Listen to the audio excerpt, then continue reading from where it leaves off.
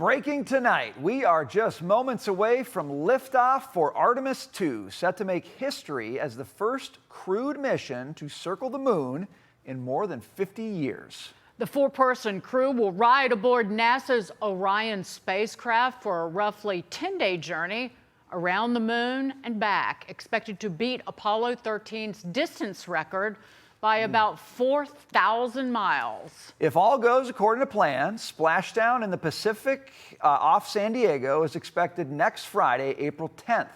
But until then, let's bring in former NASA chief scientist Jim Green and former NASA astronaut Jerry Linenger. Welcome to you both, fellas. Jim, I'm going to start with you. I think you're there on that. Looks like you got a selfie stick cam. Okay, you're right there watching the whole deal. I do.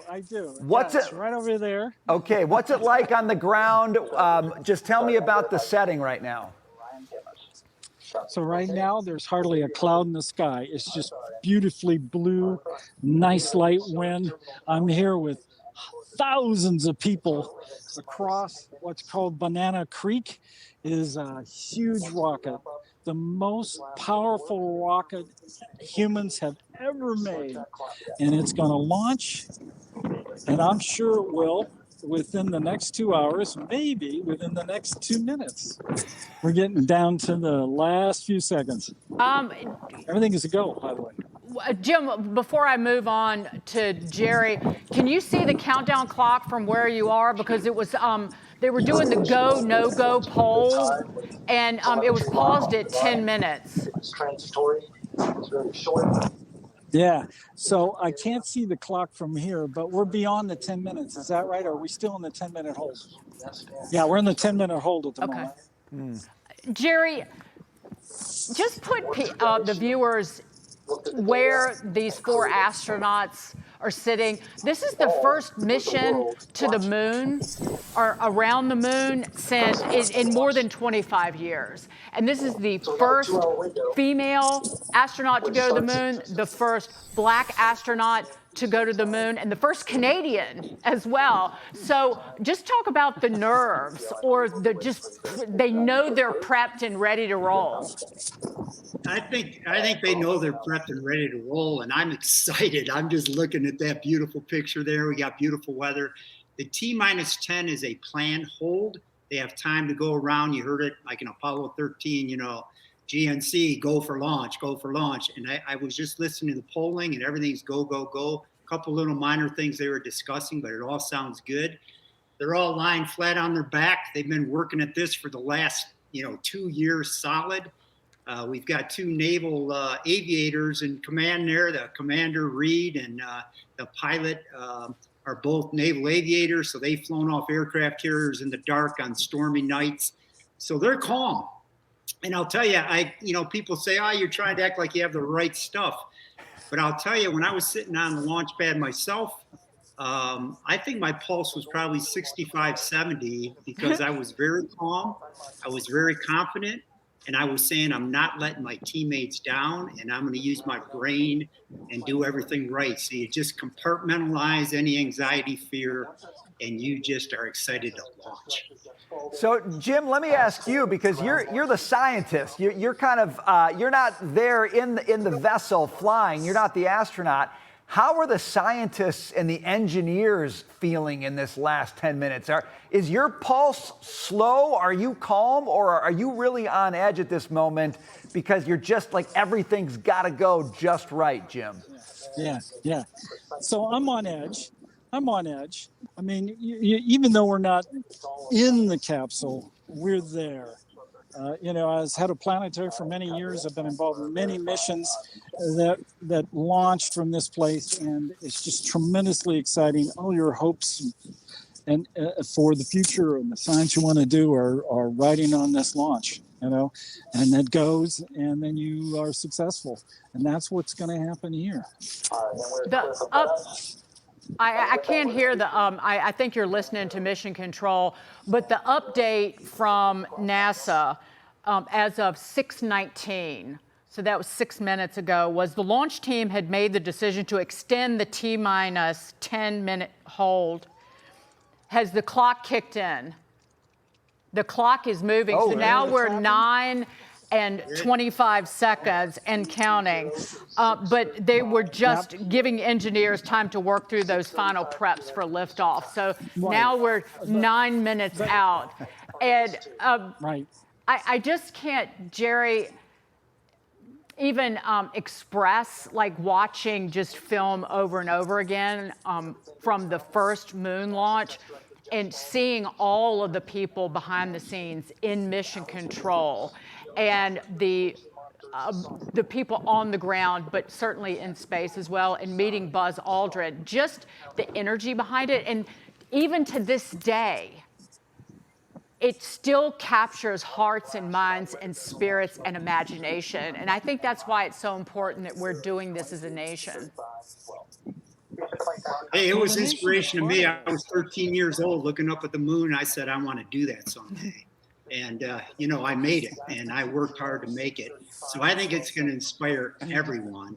And I just have to warn Jim, he better hold on to his hat because he's going to get blasted with 8.8 million pounds of thrust is about to hit him hard. So tell people around him, hold on to their hat. That's right. He's going to be taken off. So we need a split screen of the Orion, the Artemis II, and Jim simultaneously. You got to get Jim flying back when he gets hit with that sound blast. Exactly right. I'm not that far away. He's going to look like a mad scientist. All right. So, Jim, you know, right across the creek. Yeah, so here we are. This is, you said, you know, this is the biggest rocket we've ever fired. It's an engineering marvel. Yeah. It's a scientific marvel. You know, a lot of people watching that look at it and they say, but we did this 50 years ago, you know, and it's sometimes you scratch your head like we've done this before, and yet it's such a big undertaking here.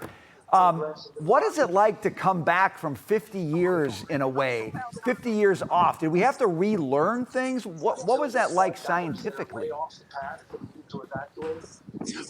We did and we didn't. We learned new things. We had to develop new technologies, and that's what's sitting out on the pad is a completely different system. You know, it's a far more advanced capsule. The Orion capsule is just fabulously engineered by Lockheed Martin and their team. And I'm with that group right now. Boeing built the SLS. 15% more powerful than the Saturn V. I watched the Saturn V launch. I was in high school when the Apollo program was kicking off and landing on the moon. And so to me, I never was physically at a Saturn V launch, but I heard it shakes the ground and I took my hat off because I didn't want to go back and find it under the bus. Can we put up the clock really quickly to see where we are with the countdown? Can we see? I just have to add when you're sitting there we go. That vehicle, 6 minutes and counting. Okay. So when we're T-minus 5, they go through what the stages of what they're going through, the launch sequences. And when you get to 30 seconds, it's the core stage flight computer to automated launching sequencer. Jerry, walk us through what is actually happening in the capsule back with mission control as you get down to T-0 and booster ignition here. Well, everyone's monitoring everything very, very carefully. At the top of that video that we're looking at is, as a matter of fact, very nice view. There is a potential, if there is a problem with the rocket itself, and there's an explosion or anything else, there's the ability to pull the capsule off. Under separate rocket motors, the little thing that's attached to the top pulls it off. The Orion capsule would deploy parachutes, and hopefully we are able to save the crew. So right now they are just looking at every last minute thing, but they've been looking at it for the last few hours here. Everything looks perfect. And so the crew is lying on their back and they are focusing. They're probably giving each other a thumbs up. That's what we did inside that spacecraft. And just to let you know, inside, you're going to feel the shockwave outside, but inside, you start accelerating so fast that the sound is kind of left behind you. But it feels like a bass drum just beating in you, just boom, boom, boom, boom. the biggest bass drum you've ever felt, and it just kind of vibrates the insides of you. So they're in for quite a ride. They're going to get up to about 17,500 miles an hour in about 8 minutes. And then later on, in order to get out of the elliptical path around Earth, they're going to fire some more engines, and they will be going 25,000 miles an hour. And we just throw those numbers out, but, think about it, 25,000 miles an hour heading to the moon. I think my heart is actually racing just listening to you talk about that. Yeah. Jim, I got to ask you, you got this huge rocket, and on the tip of it is the Orion spacecraft. And that's there's a lot of things they want to test with that spacecraft, as I understand it. Talk about what they're trying to figure out with the Orion on this mission. Well, I'm not in the exploration point, and I've never been as an astronaut in that capsule, but I'm sure they're looking over the gauges and relying on mission control to give them the latest update on all kinds of information. Well, Jim, I guess what I'm thinking more is the design of that Orion spacecraft. It's a new technology, and they're trying to figure out, does it work well for the mission? Talk about that if you can briefly. Absolutely. Absolutely. Because, this actually is the second Orion capsule in space, as you know. We launched the first Orion capsule. On